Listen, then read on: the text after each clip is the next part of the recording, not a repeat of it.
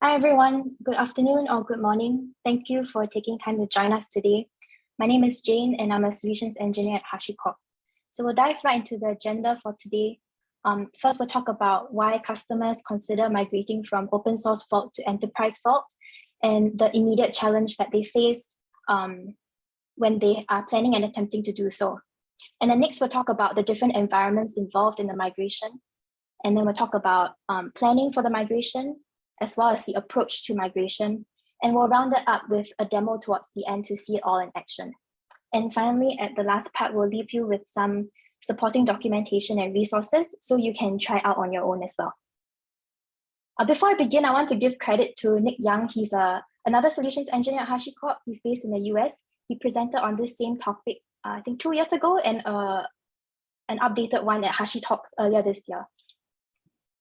So starting with the challenge, why do customers move from open source Vault to enterprise Vault? Well, at HashiCorp, we see that a lot of our customers, as they scale in their business, they are looking to have Vault as that robust solution in their business critical production environment. So that includes the need for disaster recovery, ensuring high availability, scalability, and sometimes it's also to meet compliance requirements. But the question is how can we move from Vault open source on a specific backend data store to Vault enterprise with integrated storage? And in the open source Vault, you can have over 20 storage backends available. So how can we ensure a smooth transition over to the integrated storage? And we'll also have a disclaimer here to say that today's presentation cannot cover or consider all the different types of Vault deployments, because Vault is configurable to be highly unique in each environment. And neither is this a deep dive into Vault enterprise deployments or setting up HSM integrations. We have documentation, learn guides, and videos around those topics if you want to explore more. And this presentation also cannot be a replacement for professional services to help with the migration effort, because migration requires a deeper consideration of your environment and your setup, and we need to spend time going into the migration planning. And finally, when you consider Vault Enterprise, you want to use a HashiCorp supported storage backend for Vault. That would be Raft integrated storage or Consul backend. We generally recommend integrated storage for most use cases. That would significantly lower the operational overhead of maintaining a separate storage backend. So there's a more comprehensive comparison of the different storage backends and a pre-flight checklist as well in our documentation. So let's talk about our environment for today. I have provisioned 3 separate Vault clusters. Each Vault cluster is a single node Vault cluster just for demonstration purposes, and they are running on separate EC2 instances. Let's start on the left here. We have a Vault cluster which uses the open source binary and DynamoDB as a storage backend. And this storage backend will contain all of the data that the open source Vault cluster holds. That includes your secret engines, auth methods, and any policies that you have. In the middle, we have the Vault cluster running the same version of Vault, but it's using the enterprise binary instead. So this uses the integrated storage backend. That means your data would reside encrypted on the local file system. So on the side note, if you have tried or wish to try out Vault on HCP, which is HashiCorp Cloud Platform, that will give you a HashiCorp managed version of Vault. And that also actually uses the integrated storage as the backend. Finally, on the right side, we have Vault cluster with HSM integration. If HSM is not a requirement in your organization today, then you can just stop at the middle cluster after you transition to the enterprise binary. But if HSM is a requirement for you, then just take note that we actually use a separate Vault binary for the HSM integration. And that's something you want to prepare for as you look to do the migration. And the migration process is also slightly different from open source to enterprise and then enterprise to enterprise with HSM. You'll see that in a bit. And before I move on to planning, I also want to add a note here that Vault Enterprise today supports FIPS 142 compliant cryptography built into the Vault binary as part of some special releases. So that would remove any external dependencies on the HSM. We have lots of documentations and information regarding FIPS 142 inside with Vault, and we'll include that at the end of the presentation as well. So let's get started with planning. Planning for migration is a very important step that you cannot overlook. the most important thing to do is to always back up your data before you migrate. You want to have a point-in-time snapshot of your data before, so that you can roll back if anything happens during migration. And we also want to take stock of our open source vault cluster. That includes your unsealed keys, your recovery keys, tokens, if you have root tokens as well. You want to check all your auth methods are configured, any policies, because your Vault clients would still need to continue to authenticate to Vault as they did before the migration. And we also want to check for any enabled secrets engines and stored secrets. So in my demo data, I have enabled a few, which includes the key value, transit secrets engine for encryption and decryption as a service. We have PKI for issuing certificates and a database secrets engine. For me, I used it with an RDS database running PostgreSQL on AWS. So finally, we should also validate that Vault will respond to requests even after migration. So that would include things like reading secret values from the secret store, deciphering any ciphertext that was encrypted by the open source cluster, issuing client certificates, and as well as generating new database credentials. So once you validate with all these steps, you will have the confirmation that your data is safe and Vault operations can resume as per normal even after migration. But if you already use Terraform to configure all of this, then that would help to ease some of that manual effort that goes into taking an inventory of all of the above. So let's cover the approach for the migration before we move on to the demo. Starting with the open source Vault with DynamoDB as a storage backend, we will run the checks to verify our secrets engine, secrets auth methods are configured. And once we've verified that, we will stop the Vault service, and then we'll take a backup of our storage backend. In this case, it's a DynamoDB table, and we want to ensure that there's a consistency of data there, that we don't have any new secrets or leases being created during the migration process. Next, in the Vault Enterprise node, we will run this command vault operator migrate, and we'll pass in a migrate.hcl configuration file. What this command does is it will copy data between the storage backends. And you also want to take note that your Vault Enterprise node should not be initialized because the migrate command will do that for you.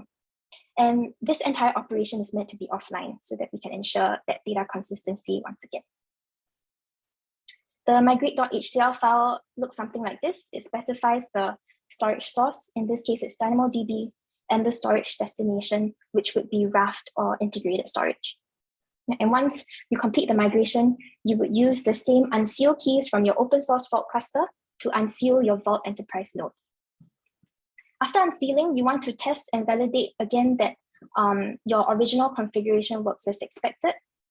And of course, in reality, your Vault cluster should contain 3 or 5 nodes for HA, and that means deploying an additional 2 or 4 virtual machines with Vault and integrated storage, and then you would join them to the leader node. Finally, if you are looking for integration with HSM, you would want to transition to a Vault cluster with already integrated with HSM and can be used to auto-unseal Vault. In order to do so, you must first configure the enterprise cluster as a DR primary cluster, and then you configure the Vault with HSM cluster as a DR secondary cluster. And once you do that, Vault data will begin replicating over to the secondary cluster. And at this point, you can choose to add some additional data to copy over. For example, I will show you later, I'll add a new key value secret to test that replication is in fact happening. And then you would disable replication on the primary, fail over to the secondary by promoting it as the primary. And once that happens, you can conduct the same series of tests and checks again. So enough of me talking, let's move on to the demo to see that all in action.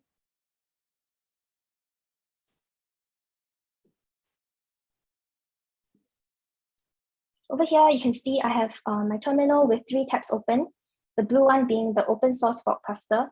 We have the enterprise Vault node in the middle and HSM towards the far right. So starting with our open source Vault cluster, I'll just run a Vault status to show you what I have here. It's being sealed by Shamir. It is initialized and unsealed. We have a threshold of 3 keys. It's running this Vault version open source and DynamoDB as the storage backend.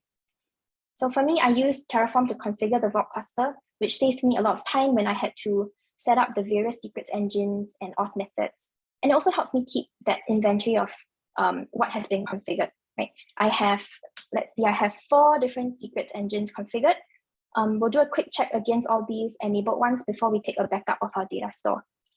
So let's also look at the policies that I have. I created one for encryption and one to retrieve the KV store. And let's also have a look at the auth methods configured. In this case, it's the user pass auth method with 2 users inside, KV and payment. So let's have a look at what the KV user is given. Is given the KV client policy. Inside of that policy, you see it has capabilities to CRUD and list against the KV-v2 secrets endpoint.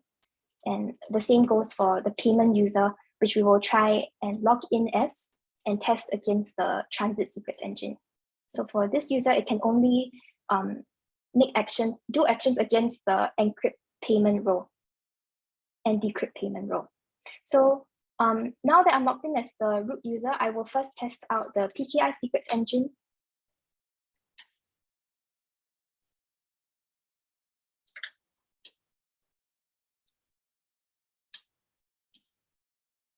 As with demo, something will always go wrong at the end, but it's okay. We will test out against the database secrets engine first. So we have, we're able to generate new credentials against a PostgreSQL RDS database.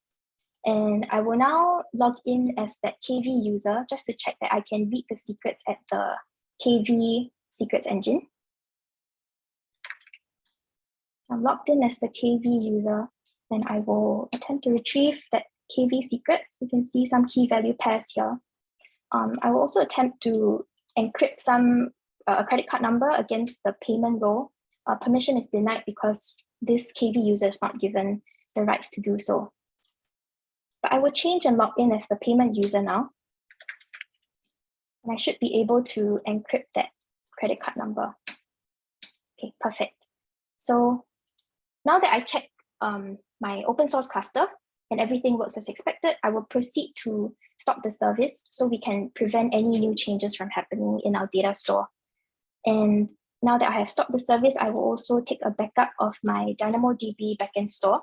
This backup process would differ depending on what data store you're using. In this case, I'm using the AWS create backup command, saving that backup ARN to a variable so that I can check that the backup is available.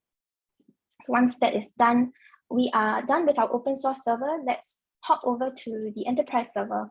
And 2 things to note before we begin. I mentioned earlier that you want to make sure your enterprise vault is loaded with the Vault service, but it's not yet started or initialized. So it should look something like this.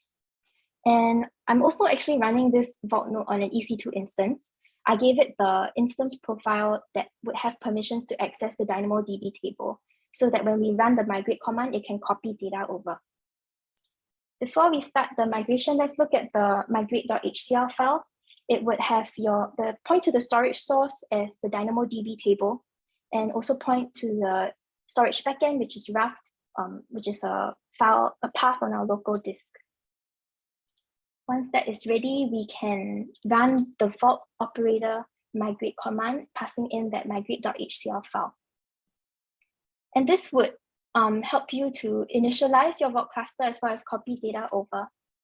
And you can actually see, because I specified the path earlier for the data, you can see data has indeed been copied over to that path. And I'm going to change ownership of that directory where the Vault data is stored. All right, so now we are ready to start the Vault service. Let's just check that it is running.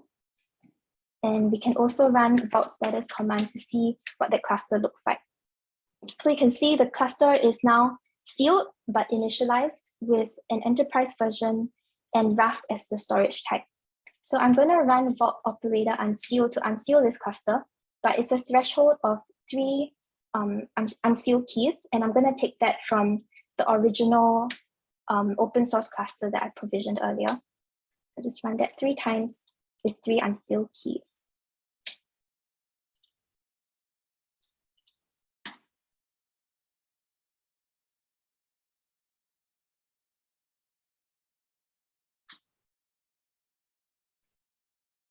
And once that is done, we can run that vault status command again, and we see that vault is no longer sealed. If you still have your root token, you can also log in with that root token to see that that still works.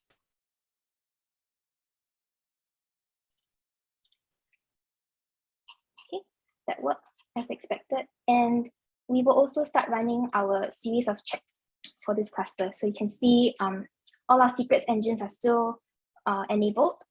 Let's check our policies to see that they are still there. And as well as the different authentication methods. In this case, it's user pass. Let's check that our users are still created in the user pass method, KV and payment, and that they are configured correctly with the right policies. So the KV user is given KV client policy. The payment user is given EAS client policy. That looks great. And let's also test out that PKI secrets engine and see if it works on this cluster. Maybe not. Let's proceed on to check our database secrets engine. You can see that this enterprise vault cluster is still able to establish that connection with the RDS database and generate a new credential. Let's now log in as that KV user to see if the permissions are still set correctly. So I'm logging in as KV. I have the KV client policy here, and I'm going to retrieve that KV v2 secret. You can see the key value pairs are successfully read from. And I'm going to try and decrypt that ciphertext from the open source cluster when we encrypted that encrypted the credit card number. So you can see the ciphertext here, just copying it over. But this user should not have the permissions to do so. So in order to do that, I'm going to log in as the payment user. And I will try and run that decrypt command again. And because it is base 64 encoded, I will decode it. See if we can get the credit card number. There we go. So this cluster is working fine. This is the enterprise cluster. We have migrated the storage backend from DynamoDB to integrated storage. And we've also moved the binary from the open source vault binary to the enterprise binary. So for those who wish to move on to an HSM vault cluster, let's move on to the next scenario, right? We're going to do this DR failover from primary enterprise to secondary enterprise with HSM cluster. In order to do that, let us first have a look at, let's first enable replication on the primary cluster. Now that replication, this enterprise cluster is now enabled as the primary DR cluster, we will save a secondary token to a text file. So we're saving it to primary dr token.txt. I'll show you what that looks like. And we can copy that file over to our HSM cluster. So I'm just doing an SCP, and just to verify that it has been copied over, there you go. Okay, so now that we are in the vault with HSM cluster, let us first verify the status of this cluster and the version that it comes with. So vault status should give us a enterprise binary built with HSM, and it is unsealed and initialized with the RAF storage backend. So that looks good. I'll also show you that configuration file that I used for this vault cluster. So you can see here that I am using the seal, which is the PKCS11, which uses a cloud HSM that I deploy on AWS to do the auto unseal for this cluster. That looks good. And now we can finally use that token, that DR token we copied over, to set this up as the secondary DR cluster. And once you've done that, you can also check against the replication status to see that this is the secondary cluster. And when you see the state as stream walls, walls stands for write ahead logs, and that shows that our secondary is there's a consistent and healthy replication across clusters. Let's run the same replication status command in our primary DR cluster. You can see that the state is running, and this is the primary DR cluster.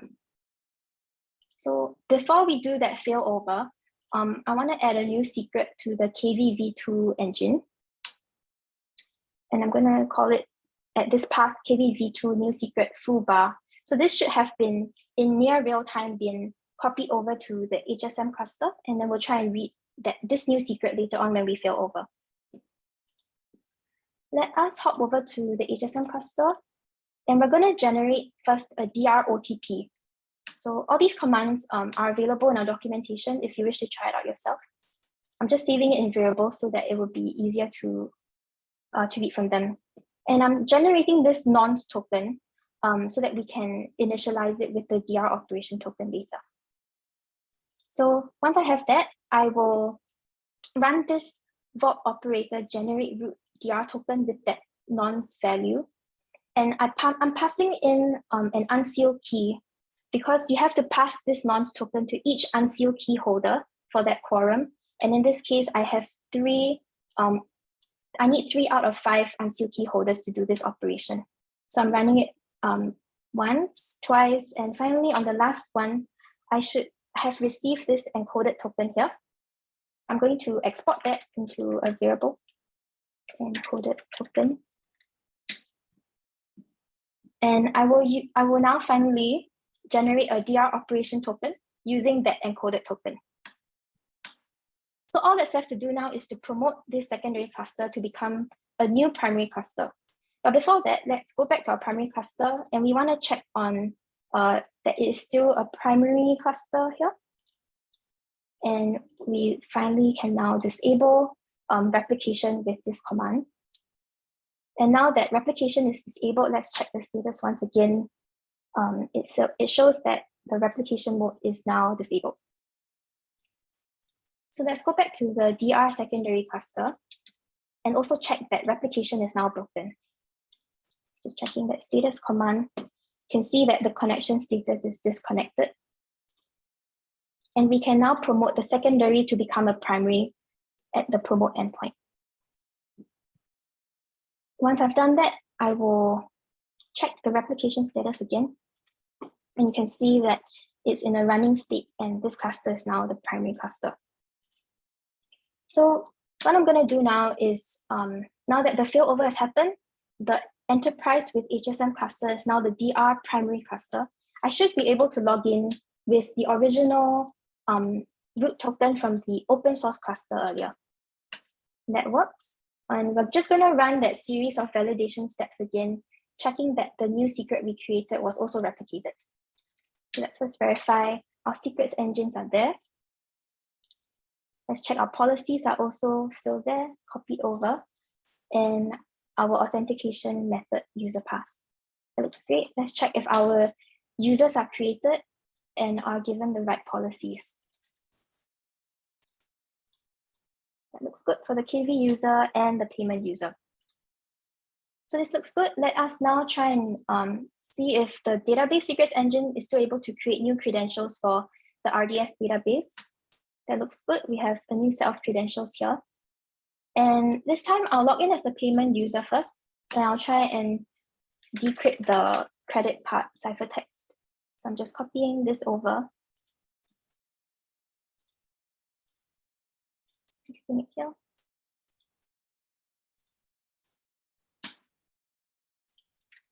And I'm decoding that base 64 string. You can see the credit card number is successfully retrieved even from the HSM cluster. And this user should not be able to retrieve KV secrets. That looks good. And I will now log in as that KV user. KV user with the correct policy should be able to retrieve the old secrets as well as the new secret that we created before we did the failover. So old secrets are here, and the new secret foobar is here as well. So that's the demo. We just demonstrated what it's like to move from open source Vault on DynamoDB to enterprise Vault with integrated storage. And then we did a DR, a failover, in order to move to an enterprise cluster with HSM, also using integrated storage.